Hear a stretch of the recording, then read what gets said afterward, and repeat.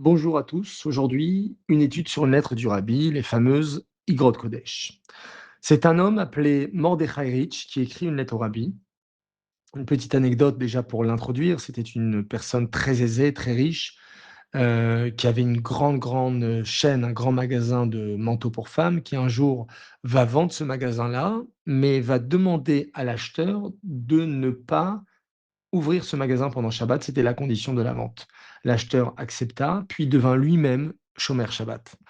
Déjà, comprendre que des fois, quand on est convaincu, d'une chose, non seulement nous, on arrive à l'acter en nous-mêmes, mais on arrive également à influencer les gens autour de nous. Donc cette personne-là a écrit au rabbi en train de dire qu'il participe activement au développement d'une école qui s'appelle Ohalei Yosef Yitzhak, qui se situe à Melbourne. Le rabbi qui lui répond et qui lui dit: «Merci de me donner des nouvelles» et de préciser: «Sache que les efforts de l'homme ne produisent pas eux-mêmes le succès. Ils créent simplement le kéli, le récipient. La réussite vient seulement et uniquement d'Hachem.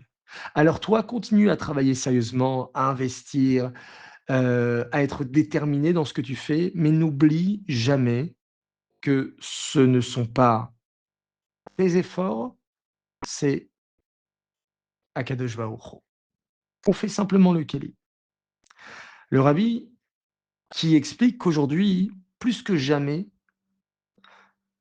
il est très important d'avoir une bonne école, un bon centre de Torah. Beaucoup plus aujourd'hui qu'avant. Avant, on vivait en communauté, les uns à côté des autres. On vivait dans un environnement qui protégeait l'identité juive. Donc même un juif peu instruit gardait le Shabbat, mangeait cachère, il restait attaché au peuple juif. Aujourd'hui, c'est plus le cas. Alors, le but des écoles a changé.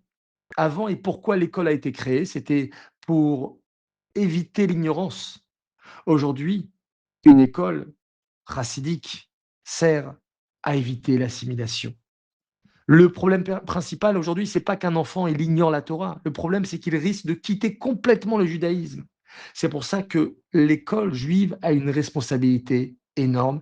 Et nous, en tant que parents, on se doit de réfléchir à quelle école il faut pour mon enfant. Qu'on habite en Laaretz, qu'on habite en Israël, encore plus. On pourrait penser: «Oui, mais toutes les écoles sont juives et cetera». Faux. Il faut absolument se renseigner. Qui est le directeur? Qui sont les enseignements?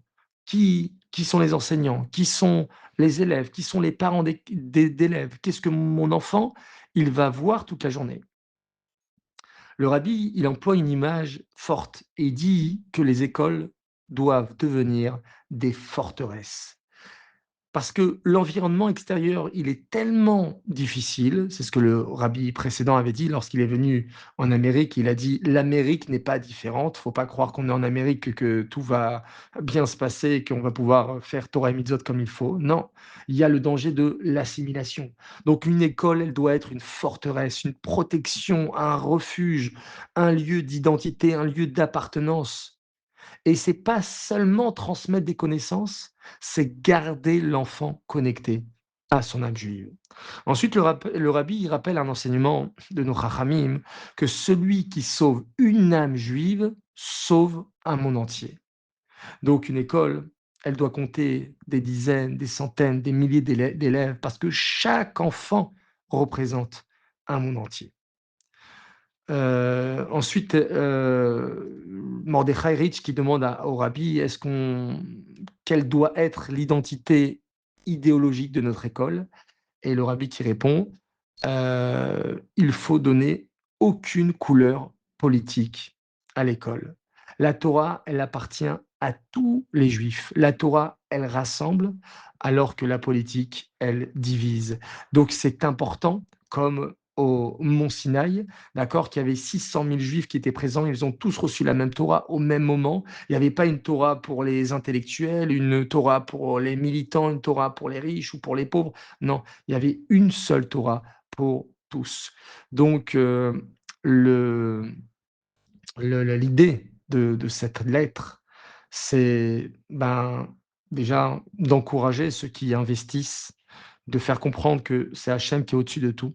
Donc ne pas rentrer dans l'ego ou dans les honneurs et ensuite de prendre conscience sur, l'importance de l'école juive. Pour ceux qui enseignent, pour ceux qui la gèrent et aussi pour ceux qui mettent les enfants dans les écoles, que ce soit fait, de la meilleure manière possible. Comme le rabbi demande, de réfléchir toujours au chinour de nos enfants.